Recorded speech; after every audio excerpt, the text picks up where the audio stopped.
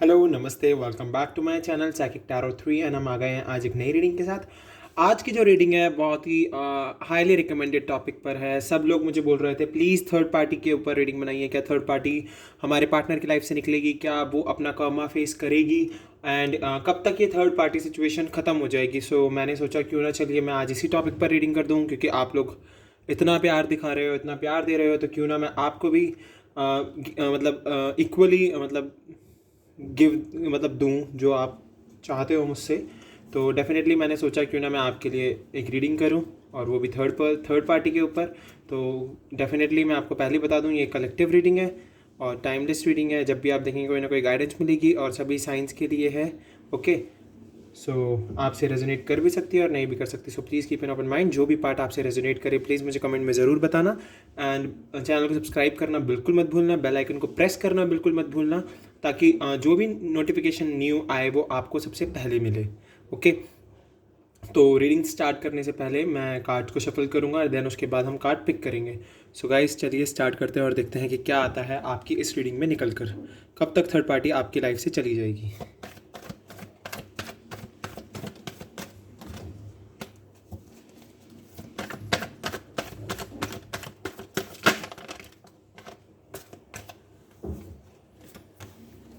Okay, the Fool.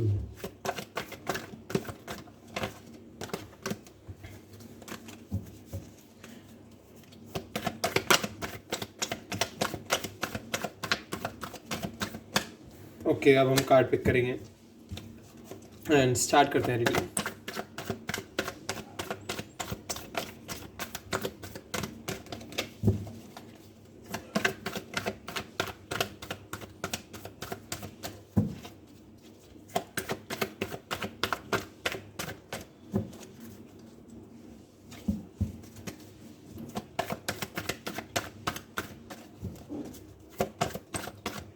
Okay, एक card आ गया है हमारे पास।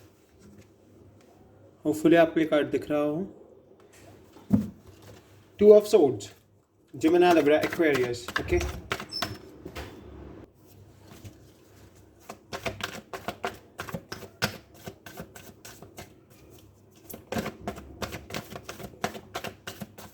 ओके गाइस, दो कार्ड आए हैं, the fool and the wheel of fortune. Wow, काफ़ी खूबसूरत कार्ड आ रहे हैं।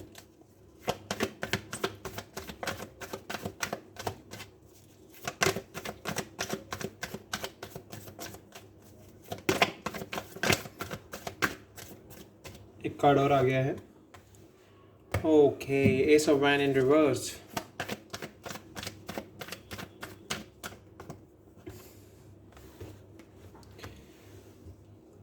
Six of pentacles in reverse, fire sign and earth sign, Aries, Leo, Sagittarius and Taurus, Virgo, Capricorn.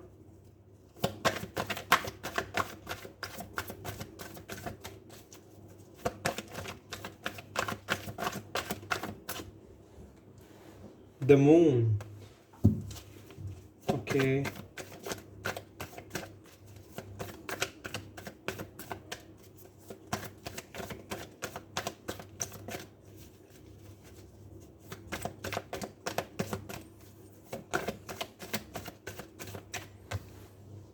Nine of Wands.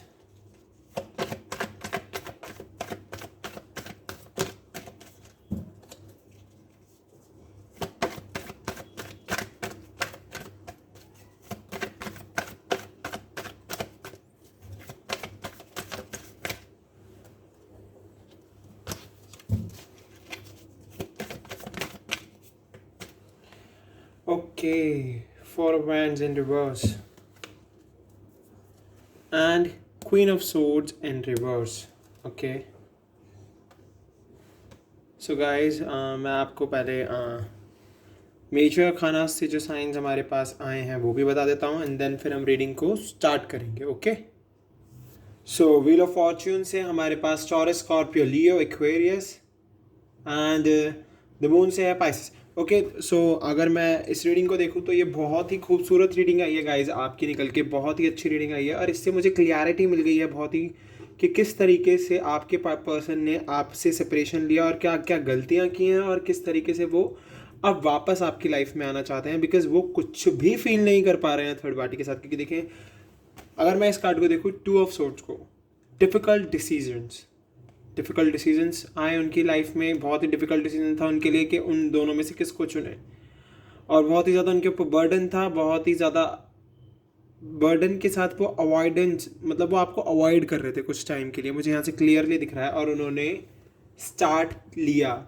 उन्होंने, देख रहे हैं आप, S of winds in reverse, उन्होंने एक एन एमर्जिंग आइडिया, उन्हें एकदम से एक आइडिया आया जो कि लैक ऑफ डायरेक्शन के बेसिस पर था, और डिस्ट्रैक्ट होके उन्होंने ये डिसीजन लिया कि वो थर्ड पार्टी के साथ आगे बढ़ जाएंगे। डेफिनेटली मुझे यहाँ से दिख रहा है ये। और थर्ड पार्टी के साथ आगे बढ़ने के बाद उनकी लाइफ में क्या प्रॉब्लम्स आई हैं, मैं आपको प्रॉब्लम बताता हूँ। देखो, 6 ऑफ पेंटिकल्स इन रिवर्स, अब वो अपनी सेल्फ केयर करना ही बंद कर चुके हैं, और उनके ऊपर बहुत ज़्यादा कर्ज हो गया है थर्ड पार्टी की वजह से। क्योंकि वन साइड चैरिटी चल रही है, वो थर्ड पार्टी को बहुत कुछ दे रहे हैं, पर फिर भी जो थर्ड पर्सन है वो उनके ऊपर बहुत दबाव बनाए हुए हैं। इस वजह से उनके ऊपर बहुत ज़्यादा कर्जा हो गया है, और मुझे क्लियरली दिख रहा है कि ये वन साइडेड चैरिटी चल रही है। मतलब वो, अगर ये ऐसे होता तो मैं कहता कि यस, वो बहुत ही गिविंग है और बहुत ही टेकिंग पर्सनैलिटी, बट यस, यहाँ से मुझे क्लियरली दिख रहा है कि अब उन पर अनपेड डेब्ट एंड सेल्फ केयर ख़त्म हो चुकी है उनके, बिल्कुल। और इसी वजह से, इन कर्जों की वजह से, जो इन पर कर्ज हो गए हैं, इनकी वजह से उनको बहुत प्रॉब्लम्स फेस करनी पड़ रही है, और जिसकी वजह से उनको एंजाइटी हो रही है। उनका सबकॉन्शियस इस्तेमाल होना बंद हो गया है, सबकॉन्शियस माइंड उनका यूज़ होना बंद हो गया। अपने इंट्यूशंस को वो बिल्कुल नहीं सुन रहे हैं, फियर है उनके अंदर, और इल्यूजन्स बहुत ज़्यादा उनके आसपास चल रहे हैं।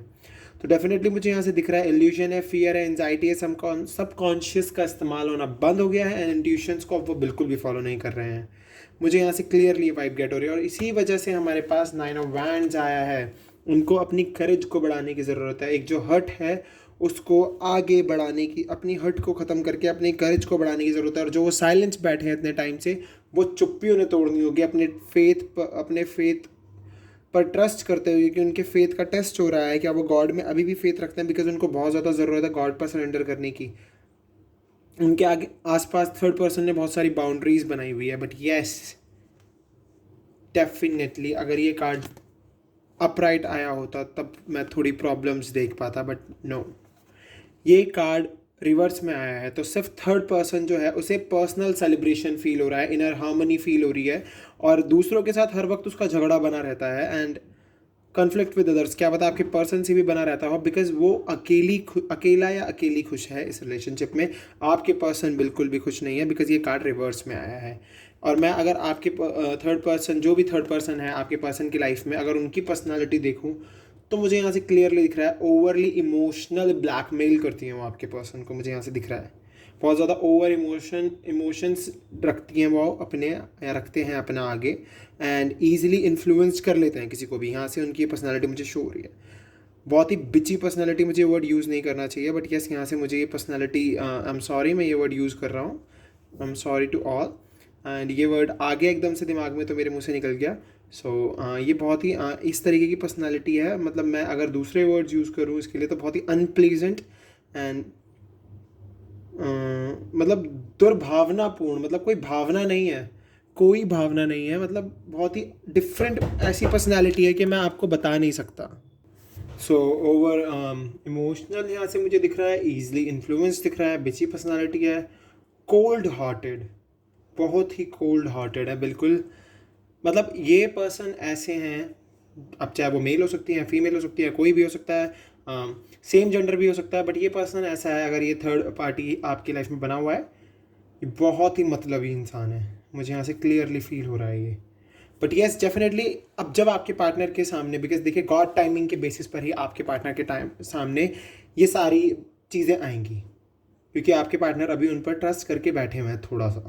थोड़ा ट्रस्ट है, ज़्यादा नहीं है, बट वो ट्रस्ट भी बहुत जल्दी टूट जाएगा जब उनको अपने इनर सेल्फ को सुनना शुरू कर देंगे, अपने इनर फियर्स को ख़त्म कर देंगे, अपनी एंजाइटी को ख़त्म कर देंगे, और जब उनका सबकॉन्शियस यूज़ होने लग जाएगा एंड इंट्यूशंस को फॉलो करने लग जाएंगे, तो definitely wheel of Fortune, good luck लाएगा उनकी लाइफ में, और कर्मा लाएगा थर्ड पार्टी की लाइफ में। क्योंकि मुझे यहाँ से क्लियरली दिख रहा है व्हील ऑफ फॉर्च्यून ऐसा कार्ड है जो गुड लक ला रहा है आपके पर्सन की लाइफ में, और कर्मा ला रहा है थर्ड पार्टी की लाइफ में, और एक लाइफ साइकिल है जो आप दोनों के बीच में चल रही है अभी भी, जिसके बेसिस पर आपको कनेक्शन जुड़ा हुआ फील होता है आपको और आपके पर्सन को। बट थर्ड पार्टी की लाइफ में ऐसा टर्निंग पॉइंट आने वाला है कि वो बहुत ही प्रॉब्लम फेस करने वाली है या करने वाला है अपनी लाइफ में। एंड डेफिनेटली ये टाइमिंग आने के बाद आपके जो पर्सन है द फूल मुझे यहाँ से क्लियरली दिख रहा है, नई बिगनिंग करेंगे, अपनी इनोसेंस को और ज़्यादा बढ़ाएंगे, अपनी स्पॉन्टिनिटी को बढ़ाएंगे एंड एक फ्री स्पिरिट के साथ आपके पास आएंगे। तो डेफिनेटली यहाँ से तो मुझे दिख गया है कि यस आपके पर्सन एक्शन लेंगे। और मे बी हमारे, अगर मैं नंबर्स के थ्रू देख के बता दूँ आपको, क्योंकि देखिए ये जो नंबर के थ्रू मैं आपको बता रहा हूँ, ये जो भी नंबर मेरे पास आए मैं उनके बेसिस पर बता रहा हूँ। 2 मंथ्स भी हो सकते हैं, 2 वीक्स भी हो सकते हैं, 10 मंथ्स भी हो सकते हैं, 10 वीक्स भी हो सकते हैं। हमारे पास 6 भी है, 9 भी है, 4 भी है। तो आपको जो भी नंबर ज़्यादा अट्रैक्ट कर रहा है वही आपके पर्सन की राइट टाइमिंग होगी आपके लिए। ओके, सो अब मैं देख लेता हूँ गॉड गाइडेंस कि गॉड क्या कहना चाहते हैं आपको और आपके इस रिलेशनशिप के लिए। क्या वो आपको बताना चाहते हैं, क्या वो आपसे कहना चाहते हैं? तो चलिए हम अपने मोनोलॉजी डेक से देखते हैं कि क्या है गॉड की गाइडेंस आपके लिए।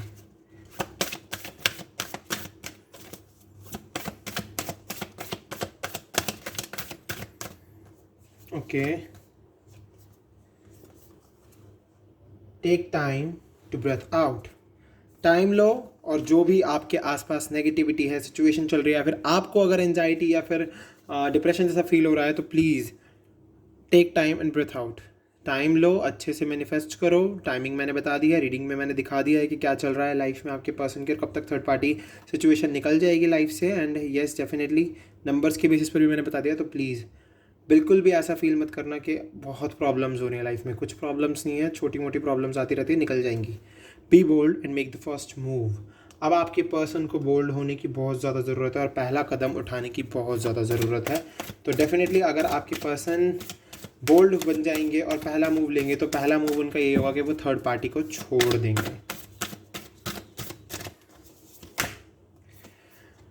Bring love into the situation. जो भी सिचुएशन आपकी अभी चल रही है, जो भी सिचुएशन आपकी अभी चल रही है, डेफिनेटली उसमें आपको प्यार लाने की बहुत ज़्यादा ज़रूरत है। मे बी आपके घर वालों के साथ लड़ाइयाँ हो रही हो क्योंकि अभी आपका माइंड ही पीस में नहीं है। सॉरी सॉरी, अभी आपका माइंड ही पीस में नहीं है। तो फिर डेफिनेटली मुझे यहाँ से दिख रहा है कि आपको बहुत ज़्यादा ज़रूरत है हर सिचुएशन में लव लाने की, हर मोमेंट को, प्रेजेंट मोमेंट को जीने की, अपनी फैमिली के साथ क्वालिटी टाइम स्पेंड करने की और उनके साथ थोड़ा सा सॉफ्ट होने की। बिकॉज जब आप खुद की हीलिंग करनी स्टार्ट करोगे तभी गॉड आपके लिए हेल्प करेंगे, तभी गॉड आपकी इंट्यूशंस को सुनेंगे और आपको ब्लेसिंग्स देंगे। Okay, look at the bigger picture. Definitely अगर अभी आपको ऐसा लग रहा है कि मेरी लाइफ में कुछ भी नहीं हो पा रहा है, मैं क्या करूं, बहुत ही प्रॉब्लम्स फील हो रही हैं, तो डेफिनेटली आपको ज़रूरत है दूर तक की सोचने की और एक बड़ी तस्वीर की तरफ देखने की। इन मतलब कहने का मतलब यह है, एक bigger picture is like that कि आपको बहुत ज़्यादा ज़रूरत है एक बड़ा एम रखने की, एक बड़ी सोच रखने की। और डेफिनेटली आप अगर हमारे सपने बड़े होते हैं तो डेफिनेटली हम उनके लिए हार्ड वर्क भी बहुत ज़्यादा करते हैं। और डेफिनेटली आपके पर्सन के बारे में भी अगर मैं यहाँ से बात करूँ तो वो वापस आएंगे ही आएंगे। Hold your vision. जो भी आपका विजन है उसको होल्ड करके रखना होगा आपको बहुत ज़्यादा। अपने पर्सन के लिए आपको मैनिफेस्ट करते रहना होगा। And the conclusions are within reach. Definitely जैसे कि मैंने कहा कि यस थर्ड पार्टी निकल जाएगी, तो कंक्लूजन आपके पास आ ही रहा है। बिल्कुल भी परेशान होने की ज़रूरत नहीं है। ओके, 2 कार्ड और निकालेंगे हम और एक बॉटम का देखेंगे।